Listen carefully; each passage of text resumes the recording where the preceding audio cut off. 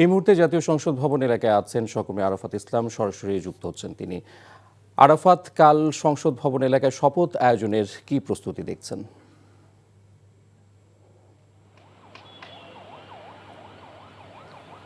ত্রয়োদশ জাতীয় সংসদের নবনির্বাচিত এমপিদের স্বাগত জানাতে প্রস্তুত জাতীয় সংসদ ভবন। আগামীকাল নবনির্বাচিত সংসদ সদস্যদের শপথ গ্রহণ এবং বিকেলে নতুন মন্ত্রিসভার শপথ গ্রহণকে কেন্দ্র করে ইতোমধ্যেই সংসদ সচিবালয়ের পক্ষ থেকে সকল প্রস্তুতি সম্পন্ন করা হয়েছে। আমরা যেমনটি সংসদ সচিবালয় সূত্রে জানতে পেরেছি, আগামীকাল সকাল 10টা নাগাদ সংসদ সদস্যদের শপথ গ্রহণ অনুষ্ঠিত হবে। প্রধান নির্বাচন কমিশনার তাদের শপথ বাক্য পাঠ করাবেন এবং বিকেল 4টা নাগাদ যে নতুন মন্ত্রিসভা গঠিত হবে সেটির শপথ পড়াবেন রাষ্ট্রপতি। এবং দেখতে পাচ্ছেন, একে কেন্দ্র করে কিন্তু কঠোর নিরাপত্তা বলয় তৈরি করা হয়েছে সংসদ ভবন এবং এর আশেপাশের এলাকায়। আমরা দেখতে পেয়েছি র্যাবের ডগ স্কোয়াড এবং একই সাথে সেনাবাহিনীর যারা সদস্য তারা কিন্তু আইনশৃঙ্খলার পুঙ্খানুপুঙ্খ পরীক্ষা করছেন যাতে কোনো ধরনের নিরাপত্তা ঝুঁকি না থাকে। একই সাথে সংসদ ভবনের যে দক্ষিণ প্লাজা সেখানে কিন্তু শেষ মুহূর্তের প্রস্তুতি চলছে।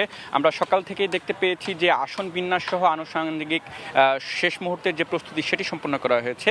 এছাড়া নির্বাচনের ভোট গ্রহণের একদিন পর অর্থাৎ শনিবার থেকে আমরা দেখতে পেয়েছি সংসদ ভবনের অভ্যন্তরে যে ধোয়া মোছার কাজ সেটি কিন্তু শুরু হয়েছে। পাশাপাশি 5ই আগস্ট গণ অভ্যুত্থান পরবর্তী সময়ে যে সকল জায়গাগুলো ক্ষতিগ্রস্ত হয়েছিল সেগুলো কিন্তু মেরামত করা হচ্ছে। একই সাথে সংসদ ভবনের যে আঙিনা সেগুলো কিন্তু সুন্দরভাবে ফুলসহ অন্যান্য যে সকল রঙিন করার ব্যাপার সেগুলো দিয়ে কিন্তু সুসজ্জিত করা হয়েছে। পাশাপাশি আমরা যেটি দেখতে পেয়েছি যে সংসদ ভবনের প্রধান ফটক সহ আশেপাশের যে সকল মূল ফটকগুলো রয়েছে সেগুলোতে কিন্তু প্রবেশাধিকার সংরক্ষিত করা হয়েছে।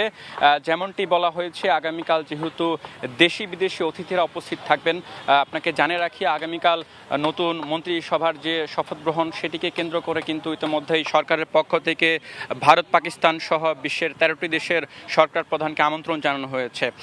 তো সব মিলে যেটি বলা যেতে পারে যে আগামীকালের যে শপথ গ্রহণ অনুষ্ঠান সেটিকে কেন্দ্র করে ইতোমধ্যে সব ধরনের প্রস্তুতি সম্পন্ন করা হয়েছে এবং নিরাপত্তা ব্যবস্থা জোরদার করা হয়েছে। এখন পর্যন্ত সংসদ ভবনের দক্ষিণ প্লাজা থেকে এই ছিল আমার কাছে সবশেষ তথ্য। ইফতেখার। জানছিলাম সংসদ ভবন এলাকায় শপথের প্রস্তুতির খবর।